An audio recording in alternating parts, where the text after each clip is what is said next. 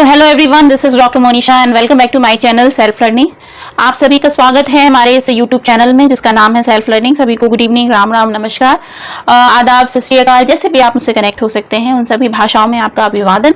देखिए, आज मैं आपके सामने एक इंपॉर्टेंट अपडेट लेकर आई हूँ जो कि रिगार्डिंग है, जैसे हम पढ़ाई क्यों करते हैं, हमारा मेन टारगेट होता है कि भाई हमें जॉब मिल जाए, है ना।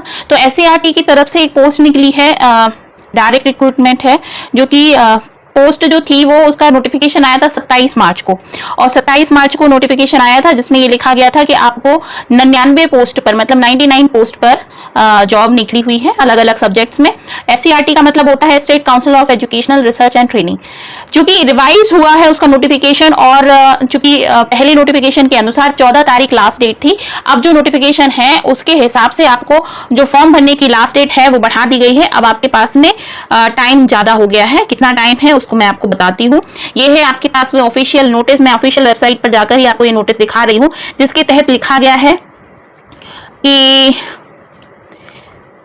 NCERT डाइट में सहायक प्रोफेसर के पद की पर भर्ती के लिए SCRT वेबसाइट पर अपलोड की गई सूचना, ठीक है, अपलोड की गई सूचना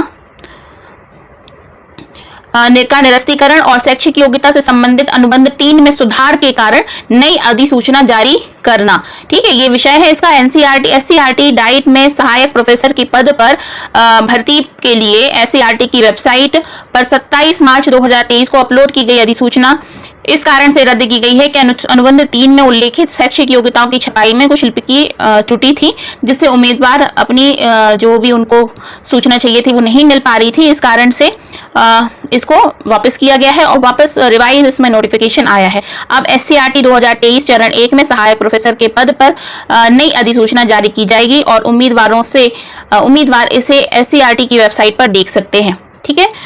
तो अब ऑनलाइन आवेदन करने की तिथि, प्रारंभिक तिथि होगी 8 अप्रैल 2023 से लेकर अंतिम तिथि होगी 26 अप्रैल 2023।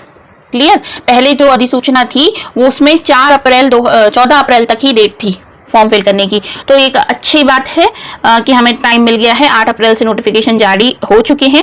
अब हम ये देख लेते हैं कि भाई ये है क्या पोस्ट निकली है और किस तरीके से हमको इसको फॉर्म को फिल करना है, क्या डायरेक्ट इसमें दिया हुआ है इन्फॉर्मेशन जो है वो क्या है। तो देखिए, इसमें दे दिया है, अब इन्फॉर्मेशन है, the state council of research educational research and training will conduct the competitive examination for recruitment the post of assistant professor under the direct recruitment academy पे लेवल 10। पे लेवल 10 पर है ये, तो 7th पे कमीशन लगेगा। इसका मतलब है अच्छी खासी इसमें सैलरी होगी, क्योंकि हमारा एम तो भाई यही होता है ना कि कहीं ना कहीं से गवर्नमेंट जॉब मिल जाए। तो अगर SCRT में मिल जाती है तो अच्छी बात है। तो जो लोग भी एलिजिबल हैं वो इस फॉर्म को फिल कर सकते हैं। SCRT an announcement organized of education department government NCT of Delhi will hold the an online computer based test. यहाँ पर भी जो टेस्ट होगा वो CBT मोड में होगा। क्लियर। चलिए, यहाँ पर डेट दे दी गई है आपको। Summation of online application start 8 अप्रैल 2023, ठीक है, शाम को 5 बजे से स्टार्ट हो जाएंगे। तो आज की तारीख है 13 अप्रैल है, इसका मतलब स्टार्ट हो चुके हैं, फॉर्म फिल कर सकते हैं आप। लास्ट डेट है and time for receive of online application 26 अप्रैल 2023 तक आपके उनके पास पहुंच जाने चाहिए सारी बातें, है ना, रात को 11 बजने के 59 मिनट तक। Last date and time to making online fee payment, तो 26 अप्रैल 2023। उसके बाद date of objective type question, date of online objective type question ये जून या जुलाई में होगा, एक्सपेक्टेड है जून जुलाई में होगा, अभी डेट डिसाइड नहीं की उन्होंने, ठीक है। वैकेंसी कितनी है? 99 वैकेंसी है। अनरिजर्व में 45 है, EWS में 10 है, ठीक है। इकोनॉमिकल बैकवर्ड जो कास्ट होती है, सेक्शन होता है उसमें SC के लिए 15 है, ST के लिए 9 है और OBC नॉन क्रीमी लेयर के लिए 20 है, ठीक है। आगे देख लेते हैं। इसके बाद में क्लिक हियर टू अप्लाई लिखा हुआ है, मतलब हम अगर चाहें तो इसमें अप्लाई करते हैं। पहले हम नोटिफिकेशन को बहुत अच्छे से समझ लेते हैं, फिर उसके बाद देखेंगे कैसे करना है क्लिक। एसेंशियल क्वालिफिकेशन में क्या दिया हुआ है? Essential qualification for the post are giving, हाँ इसी में तो दिक्कत थी, इसी वजह से उन्होंने रिप्लाई किया है। The fraction of percentage so arrive will be ignored 49। अच्छा, अगर आपके 49.99% भी है ना तो उसको ये कह रहे हैं कि भाई नहीं मानेंगे, ठीक है।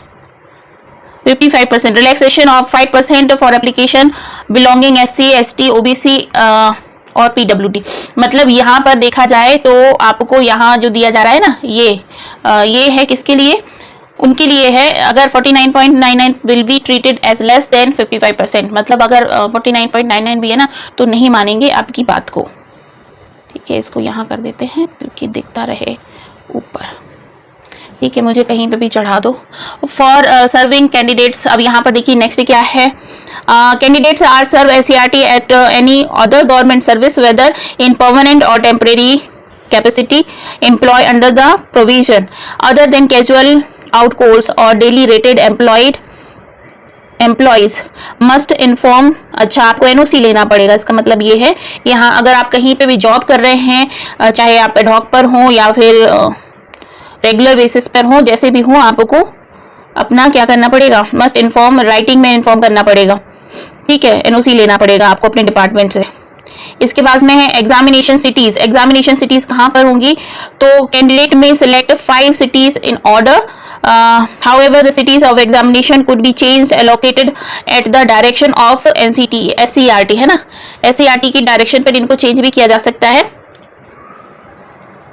और क्या है ये, हाँ, दिल्ली NCR में आपकी रहेंगी ये। एज लिमिट के बारे में देख लो भाई, इंपॉर्टेंट तो यही होता है बात कि एज लिमिट क्या है। तो मिनिमम एज लिमिट है आपकी 18 ईयर्स, मतलब 18 साल के तो आप हो ही, है ना।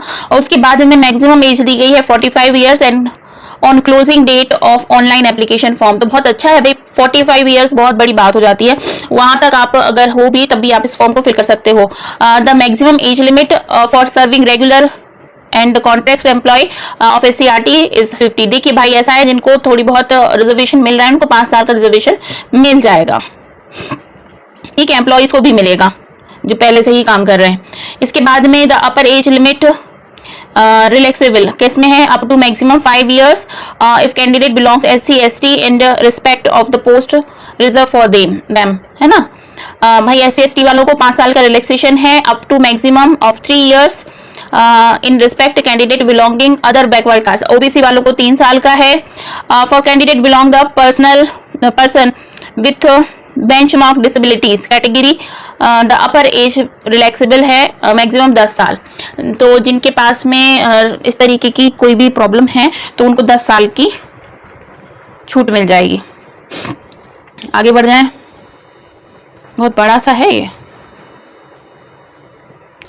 Candidate belonging SC ST OBC non creamy layer who are covered under the person benchmark disability, तो इनको भी मिल जाएगा। ठीक है, ये तो सारी चीजें हैं, आप लोग डाउनलोड करके पढ़ लेना इन सारी चीजों को, है ना।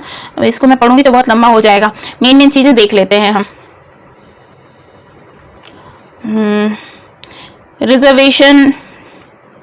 रिजर्वेशन कैसे मिल रहा है, जैसा गवर्नमेंट ऑफ इंडिया के रूल्स में आता है, इन्होंने बताया है कास्ट सर्टिफिकेट आपको बनाना है, नेक्स्ट ईयर 5th में दिया गया है।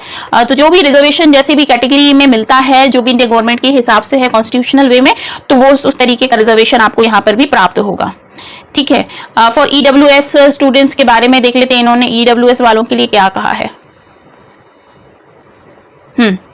Candidate who are non-covered under the scheme reservation SC ST OBC and whose family background annual income is 8 lakh, मतलब भैया 8 लाख रुपए है जिनकी इनकम ना EWS वालों की, उनको ही मिलेगा, है ना। लेकिन ये सारी जो पीछे निकली है ना, ये सारी चीजें भी आप लोग एक बार पढ़ लेना, क्योंकि इन कैटेगरी में अगर आप कहीं से भी आते होगे ना तो आपको ये रिजर्वेशन नहीं मिलेगा। इसी तरीके से PWD वालों का है, जो उनको किस तरीके की डिसेबिलिटी में मिलने वाला है उसको बहुत डिटेल में पढ़ लेना, ताकि आपको इसमें कोई कंफ्यूजन ना रहे। आगे बढ़ जाएं हम, फीस के बारे में देख लेते हैं। फीस कितनी है, तो फीस है अनरिजर्व्ड OBC और नॉन क्रीमी लेयर EWS वालों के लिए है 1600 रुपए, और womens schedule caste, schedule tribe, ex serviceman, person with benchmark disability, इनको है 1100 रुपए। ठीक है, तो फीस का आप लोगों को समझ में आ गया। Online application form available on the website www.scrt.delhigovernment.in। Only fee must be paid online mode only. ठीक है, आप जाओ जाके जमा कर दो ना, ऐसा नहीं काम होगा।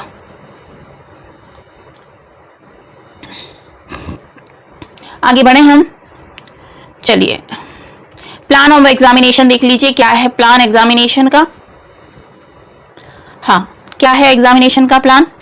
The scheme and syllabus of examination are given in the rules of examination for the respective post fourth annexure है उसमें दिया गया है, ठीक है, आपको पढ़ना पड़ेगा। The question paper will B set in English and Hindi only. In case of any difference disappearance या डिस्प्यूट रहता है अगर question between English and Hindi, content of English version shall be prevail. देखिए ऐसा तो हर जगह होता है कि अगर कंफ्यूजन है किसी तरीके का ना, तो इंग्लिश वाला जो पोर्शन है उसको ही इंपॉर्टेंस दी जाती है। कंप्यूटर बेस्ड टेस्ट होगा। अच्छा, आपको 150 क्वेश्चन आएंगे, ठीक है, ये दिए हुए हैं यहाँ पर 150 क्वेश्चंस आएंगे आपको, 4 मल्टीपल चॉइस होंगी, ठीक है।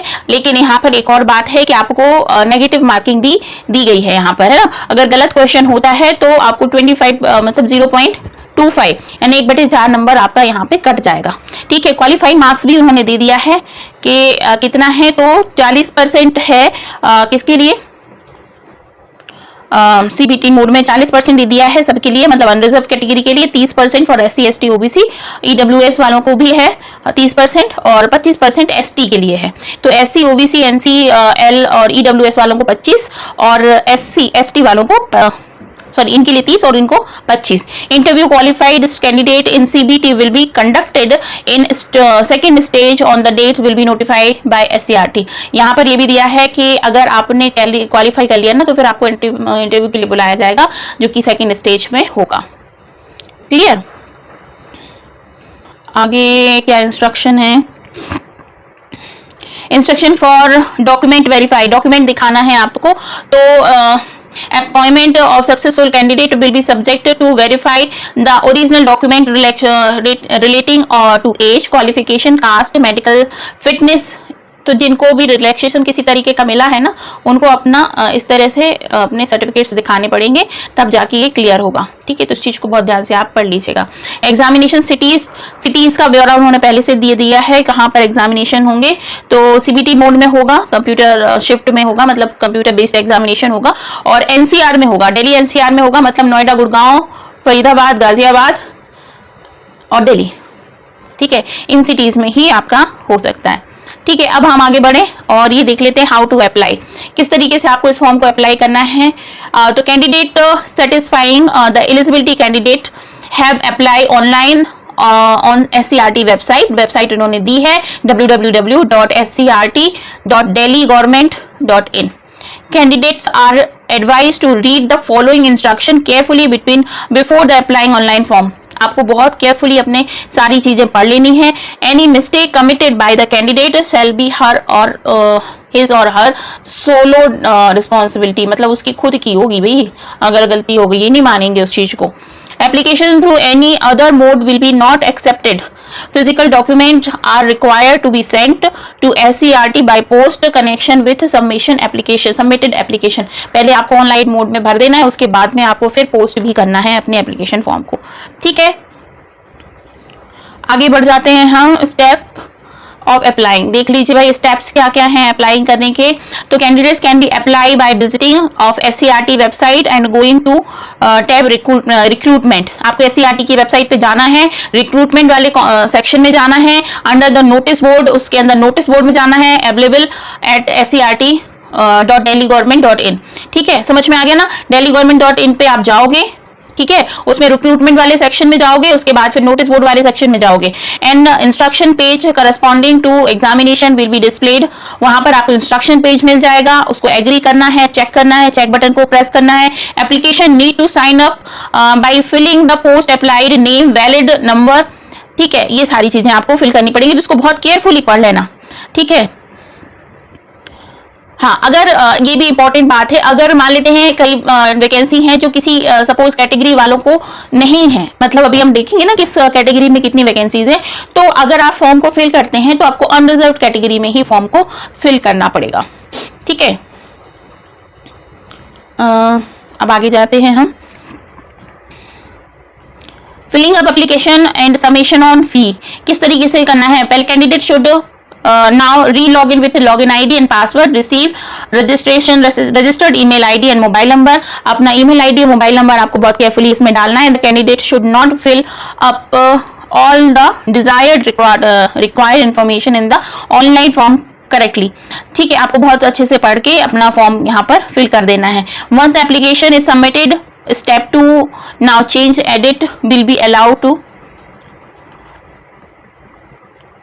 ठीक है, अलाउडली after after submission the application candidate will automatically be redirect to the payment gateway। वो जैसा हम लोग उसका फॉर्म भरते हैं ना नेट का, उसी तरीके से आ जाएगा। अब जैसे स्टेप्स अपने क्लियर करते जाओगे वैसे वैसे फॉर्म की नई जो परतें हैं वो खुलती जाएंगी। ठीक है, आपको हाँ एक और बात है जो ध्यान में रखनी है चीजें, वो क्या है,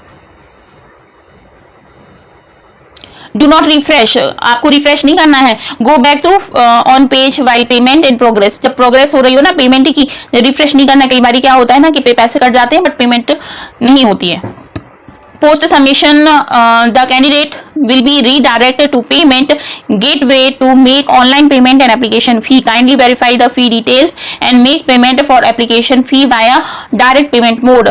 Post successful payment of application fee, candidate will be redirect his or her application form. Clear, ये सारी बातें आपको आ गई होंगी समझ में। आगे क्या है इसके बाद,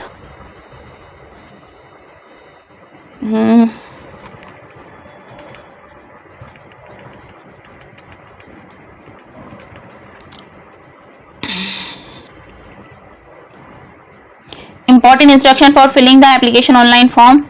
आपने इंपॉर्टेंट इंस्ट्रक्शन पढ़ने पड़ेंगे, क्या है, notification for assistant professor examination 2023, name अगर आपका जो भी सर्टिफिकेट है उसको भर दीजिए, फादर नेम भर दीजिए, पीडब्ल्यूडी सर्टिफिकेट भर लीजिए, कंप्लीट एड्रेस, करस्पॉन्डिंग का एग्जामिनेशन सिटी, इसको बहुत ध्यान से भर दीजिए, डेबिट कार्ड क्रेडिट कार्ड कैसे पेमेंट कर रहे हैं वो भी इन्फॉर्मेशन भर दीजिए। तो ये सारी चीजें, फोटोग्राफ भी आपको लगानी है, signature according to the clause 13, clause 13 में दिया हुआ है उस हिसाब से आपको अपनी फोटो और सिग्नेचर अपलोड करने हैं। वैलिड एक्टिव ईमेल है, मोबाइल नंबर है, वो आपको डालना है, ठीक है, जिससे आपको इन्फॉर्मेशन मिल सके। Clear. The candidate required to enter valid email ID. Email ID आप बहुत ध्यान से रखना, ऐसा है कि यदि मान लेते ईमेल आईडी आपने गलत डाल दी ना तो आपको कोई भी मैसेज या मेल नहीं आएगा। ठीक है,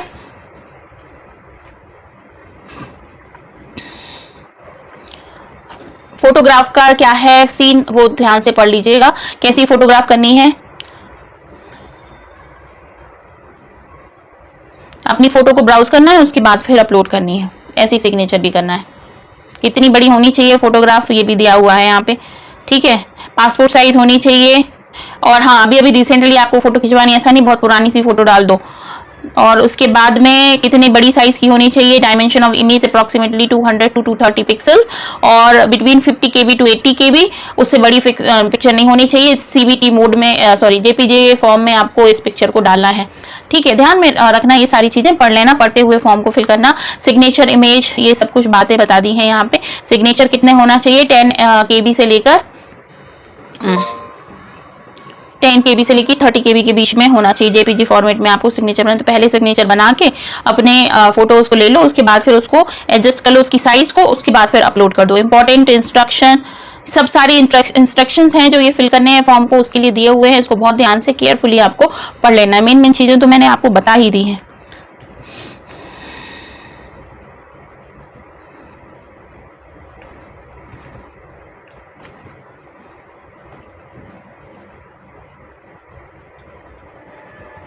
हाँ, यहाँ पर इन्होंने एक नंबर भी जारी कर दिया है, टोल फ्री नंबर है, जो कि आप अगर भरते वक्त किसी भी तरीके की कोई आपको दिक्कत परेशानी दुविधा मिलती है ना, तो आप इस नंबर पे इन्हें कांटेक्ट कर सकते हैं।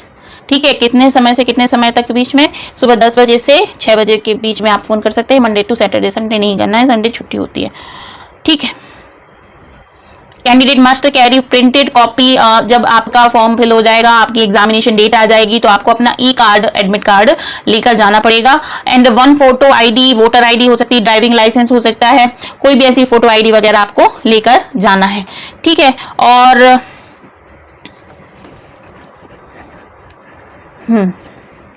while coming the appear examination, candidate will not be allowed to entry into the examination hall venue case in case are not available. अगर आप ऐसा नहीं करते हैं तो आपको एंट्री नहीं मिलेगी।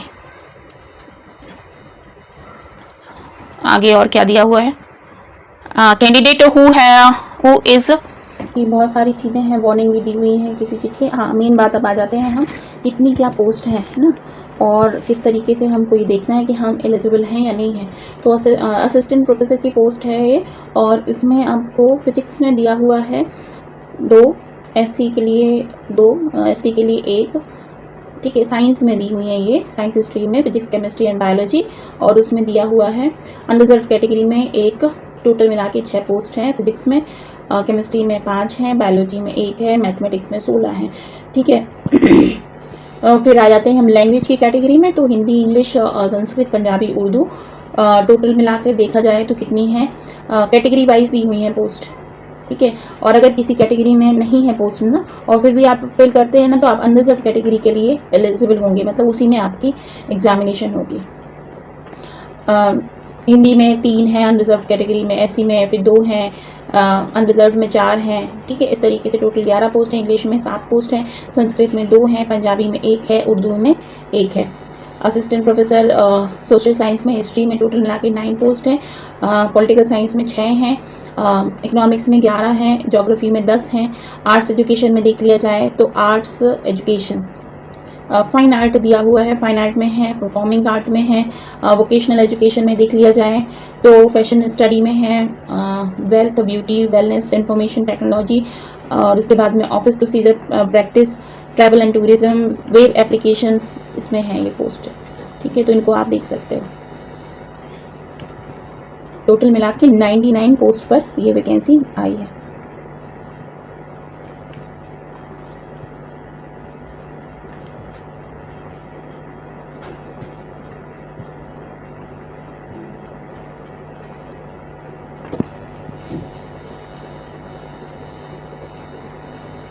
Examination city Noida, Ghaziabad, Faridabad, Gurgaon and इधर यानी दिल्ली हो जाएगा एक। और उसके बाद में हाँ, एलिजिबिलिटी में देखना है कि एलिजिबिलिटी क्या है। तो देखिए, इन सारे सब्जेक्ट में तो आपका पीजी होना चाहिए, मतलब मास्टर होना ही चाहिए। और उसके बाद में आपको क्या है कि क्योंकि ये एकेडमिक एंड ट्रेनिंग वाली पोस्ट है ना, इसलिए एमएड होना चाहिए, एमए एजुकेशन होना चाहिए 55% मार्क्स को लेकर। अगर आपका एमएड है तो आप इस पोस्ट के लिए एलिजिबल हैं।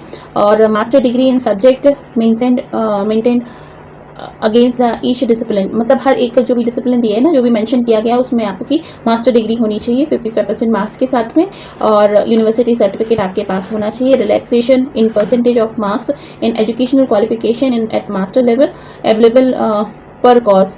ठीक है। जो भी जिस तरीके का रेगुलेशन में रिलैक्सेशन मिलता है वो उस तरीके का रिलैक्सेशन आपको मिलेगा। उसके बाद में नेट होना चाहिए आपका। ठीक है। नेट होना चाहिए कैंडिडेट का। और अगर पीएचडी आपकी 2009 के नॉर्म्स में आती है ना, अगर पीएचडी अवार्ड हुई है 2009 के नॉर्म्स में, तो जिन लोगों ने भी पीएचडी कर रखी ना, वो ये जानते हैं अच्छे से, उनको ये चीज़ें पता है।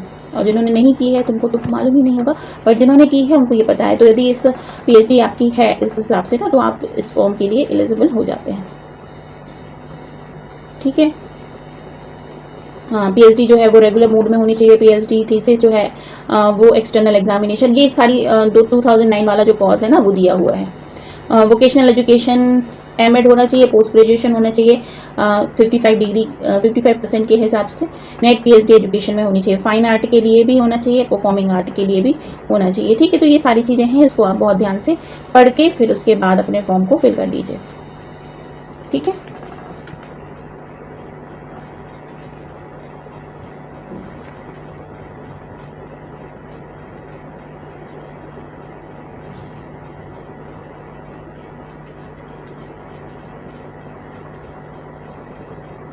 बीएड कंपलसरी है यहाँ पर, एमएड विथ एटलीस्ट 55% मार्क्स। उसके बाद में आपका एमए एजुकेशन होना चाहिए, इसके साथ साथ में बीएड भी हमको होना चाहिए। ठीक है। सब्जेक्ट आपकी चाहे कोई भी हो, हिंदी, इंग्लिश, संस्कृत, उर्दू, जो भी सब्जेक्ट्स हो जिसमें आपकी पीजी हो, बट आपका ज़रूरी है कि आपको क्या होना चाहिए, आपकी पीएचडी भी होनी चाहिए और साथ ही साथ में बीएड और एमएड भी होना चाहिए। पोस्ट ग्रेजुएशन किस किस में है उसके बाद में ये सारी इन्फॉर्मेशन होनी चाहिए। ठीक है। पीएचडी मास्टर होना चाहिए एजुकेशन में। तो जो भी स्टूडेंट्स हैं जिन्होंने एजुकेशन में नेट किया हुआ है या एजुकेशन में पीएचडी की हुई है, वो सभी स्टूडेंट्स इस पोस्ट के लिए फॉर्म को फिल कर सकते हैं। और अगर आपने एमएड किया हुआ है तो जनरली यदि पीएचडी की है तो एमएड तो होगा ही। ठीक है। अब बात कर लेते हैं सिलेबस की। सिलेबस बहुत लोग पूछ रहे थे, सिलेबस मैम क्या आएगा। तो स्कीम ऑफ एग्जामिनेशन में देखो, examination will be of 150 marks consisting objective type multiple choice questions. ठीक है। और सब्जेक्ट होगा जनरल स्टडी जिसमें मैक्सिमम मार्क्स होंगे 40।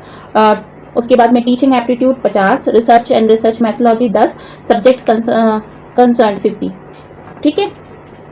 जो सब्जेक्ट होगा उसके संबंधित जो क्वेश्चन होंगे वो होंगे 50।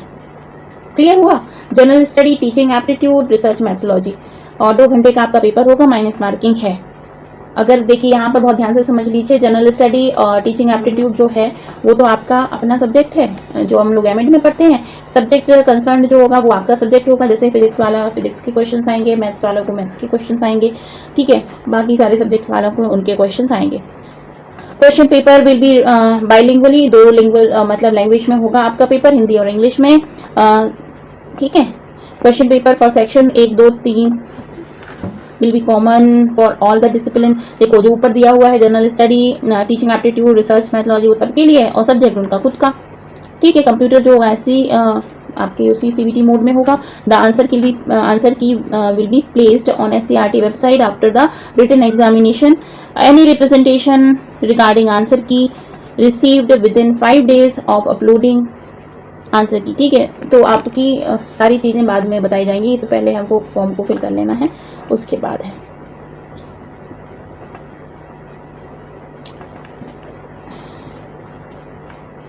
हाँ, यहाँ पर ये दिए हुए हैं SC/ST वाले जो कैंडिडेट हैं उनको किस तरीके से अपने सर्टिफिकेट्स बनवाने हैं, तो वो इनको बहुत ध्यान से पढ़ लीजिएगा, ठीक है। ये क्या है, form certificate to be proceed by other backward class. OBC वालों को जो नॉन क्रीमी लेयर के हैं उनके सर्टिफिकेट्स हैं, इसी तरीके से और के भी होंगे जो ओबीसी वाले EWS वाले होंगे उनके लिए भी, फिजिकल जो डिसेबल होते हैं उनके लिए भी होंगे, ठीक है। तो ये सब चीज़ें आपको अच्छे से पढ़ लेनी है अपने अपने हिसाब से, जो आपके लिए ज़रूरी हो, आप जिस कैटेगरी में आते हो। तो ये सारे सर्टिफिकेट्स जैसे हैं वैसे आपको बनाने पड़ेंगे, अनरिजर्व वालों को ऐसा कुछ भी नहीं करना पड़ेगा, ठीक है। ये दिया हुआ है आपका लास्ट में सिलेबस, जो भी आपके सब्जेक्ट्स होंगे सभी के सब्जेक्ट्स के सिलेबस दिए हुए हैं। सबसे पहले फिजिक्स का दिया हुआ है, तो क्लासिकल मैकेनिक्स आएगी, ठीक है। क्लासिकल मैकेनिक्स के बाद में आपको इलेक्ट्रोमैग्नेटिक थ्योरी आएगी, क्वांटम मैकेनिक्स आएगी, थर्मोडायनेमिक्स आएगी, स्टैटिकल फिजिक्स आएगी, इलेक्ट्रॉनिक्स एंड एक्सपेरिमेंटल मेथड्स आएंगे पार्ट बी, ठीक है। मैथमेटिकल फिजिक्स, भैया पोस्ट तो बहुत सारा दे दिए इन्होंने, एक पोस्ट है ना, अनरिजर्व कैटेगरी में तो एक ही है ना, टोटल मिला के 6 है। चलो कोई बात नहीं, ये सारी सिलेबस जो दिए हैं वो पढ़ लो, और सिलेबस आपके जो सब्जेक्ट होंगे उनके सिलेबस आप देख लेना, नोट कर लेना। किसी एक स्टूडेंट ने मुझसे पूछा था कि कैसी क्या है ये पोस्ट सिलेबस क्या है इसके, तो वो आपको देख लेना है। तो इसमें ये सिलेबस दिए हैं, लास्ट में दिए हैं सबसे, उनको आप देख लेंगे अच्छे से। जनरल स्टडी का जो होगा वो भी दिया होगा, वैसे जनरल मोबाइल में खुल नहीं रहा है, मैं इसमें दिखा देती हूँ आपको। अगर हम क्लिक हियर पर क्लिक करते हैं देन यहाँ पर ये खुल जाता है टू रीड द आपका एडवर्टीजमेंट, तो ये खोल लेंगे हम। रीड इंस्ट्रक्शन इसमें जाएंगे, ऑलरेडी रजिस्टर्ड इसमें जाएंगे, क्लिक हियर, ठीक है। तो ये सारी चीज़ें आपको पढ़ लेना है। इसके बाद जब हम रजिस्टर कर देंगे ना देन ऑप्शन दूसरे खुल जाएंगे। हेल्पलाइन नंबर दिया हुआ है, आप इन नंबर पर जाकर अगर कोई प्रॉब्लम आती है, कोई क्वेश्चन आता है तो इस नंबर पर जाकर आप कॉल कर सकते हैं, ठीक है। और application will be live from 8 अप्रैल 2023 से लेकर 26 अप्रैल 2023 तक। तो जो भी इंटरेस्टिंग कैंडिडेट, तो जो स्टूडेंट्स भी फॉर्म को फिल करना चाहते हैं, जो भी इंटरेस्टेड हैं, तो अपने फॉर्म को फिल कर सकते हैं। जो भी इन्फॉर्मेशन थी मैंने आपको सारी इन्फॉर्मेशन बता दी, और इस तरीके से आप फॉर्म को फिल कर दीजिए। 26 तारीख तक आप फॉर्म को फिल कर सकते हैं, तो 26 अप्रैल तक। तो अगर करना है तो जल्दी कर दीजिए, जून जुलाई में एग्ज़ाम होगा। और पोस्ट चूँकि अच्छी है पर कम है पोस्ट, लेकिन फिर भी अगर करना चाहते हैं तो कर ही लीजिए, क्योंकि क्या पता कब किस्मत चमक जाए, है ना। SCRT की जो पोस्ट है वो बहुत ही अच्छी मानी जाती है, अच्छी in the sense central government की, स्टेट गवर्नमेंट की है, बट एक बहुत ही रिनाउंड पोस्ट मानी जाती है। तो उसमें अगर आपका जॉब लग जाता है तो बहुत अच्छी बात होती है। तो सभी को ऑल द बेस्ट। आज की क्लास वो करते हैं यहीं फिनिश, और बताते चलें कि सभी स्टूडेंट्स को पता ही होगा कि हमारी रोज़ रात को 9 बजे क्लासेस होती हैं एजुकेशन की। तो जो स्टूडेंट हमसे जुड़ना चाहते हैं तो रात को 9 बजे हमसे हमारे साथ जुड़कर अपनी प्रिपरेशन कर सकते हैं UGC नेट की, ठीक है। तो मिलते हैं कल फिर। अभी 9 बजे की क्लास होगी जिसमें हम बात करेंगे अपनी एजुकेशन की। तो सारे स्टूडेंट्स फिर से मेरे साथ जुड़ जाइएगा, ठीक है। नंबर जो मैं दिखा देती हूँ, नंबर पब्लिश फ्लैश होता है जो, उस पर आप मुझे व्हाट्सएप कर सकते हैं, ठीक है। तो करते हैं यहीं फिनिश इस क्लास को, कल फिर मिलते हैं, बाय बाय।